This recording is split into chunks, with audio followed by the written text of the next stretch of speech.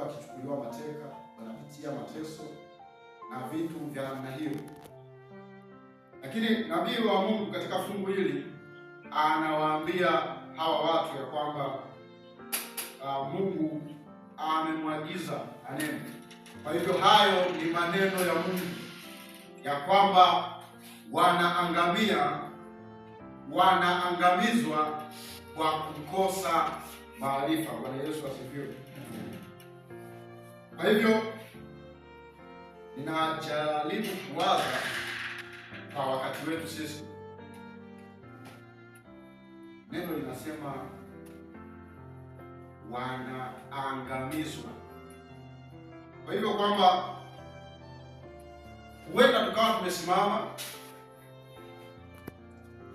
huenda ikawa tukaona tuko katika njia inayotufaa sisi, lakini tunaona kuna nguvu nyingine inatoka pembeni inakuja kuangamiza.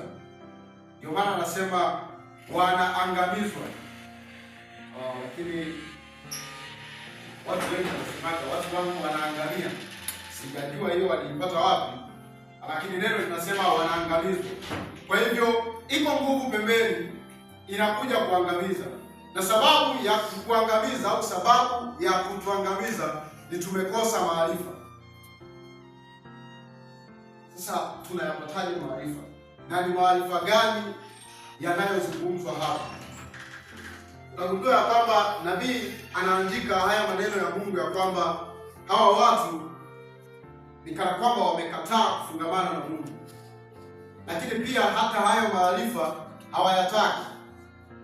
Kwa hivyo hata sisi wakati huu tunaweza tukawa tumesimama, na wakati fulani zinakuja changamoto, inakuja mishale mbalimbali, lakini tumesimama ni sawa, hatufanyi chochote, lakini kuna kitu tunakosa maarifa.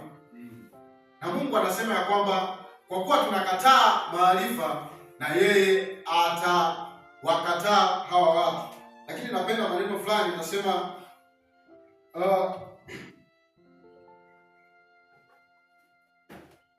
anasema kwa kuwa wewe umeyakataa maarifa, mimi nami nitakukataa wewe.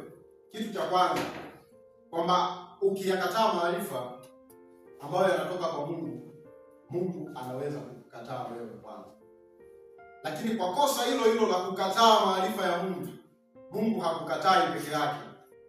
Kitu cha pili anasema nitakukataa wewe, kitu cha kwanza. Kitu cha pili anasema usiwe kuhani kwangu mimi. Kwamba zamani hawa watu wa makabila haya ya Israeli ilikuwa na watu makuhani pia, na tunatambua makuhani huwa ni watu wa katikati. Nia hiyo lugha sisi tunakuwa tuko sawa, watu ambao wanafanya upatanisho, watu ambao wanaunganisha. Kwa hiyo Mungu anasema kama utakataa maarifa yake atakukataa, lakini pia atakukataa pia huwezi mkawa kuhani. Na sisi hivi leo wachungaji wenzangu, ukikataa maarifa ya Mungu, Mungu atakukataa wewe kwa sababu.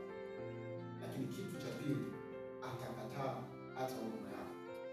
Kwamba unaweza ukawa katika huduma lakini yule Mungu alishakukataa, na wewe ukaamini umesimama, lakini kwa sababu kuna nguvu ilitoka nje, na wewe kwa kuwa hukutaka maarifa ambayo yangekusaidia katika kuishinda hiyo nguvu, ukatambua hii ni nyeupe, hii ni nyeusi, ukajikuta umekataliwa na hautambui. Na kitu kibaya sana sasa hivi tunaishi, sijui niseme kama watu ambao hatuna imani uhalisia. Na imani wanasema ni kuwa na hakika na mambo yajayo. Yaani imani ni mtoto mfano gani? Lakini kuna mtu ana Biblia nyeusi hapo, ile cover nyeusi, naweza akanisaidia. Bwana Yesu asifiwe jamani. Amen. Mfano kidogo ili tuelewane katika hili somo ambalo limeingia kidogo katika imani. Hivi niulize swali, wangapi wanaamini hii Biblia ni nyeusi? Wangapi wanaamini hii Biblia ni nyeusi?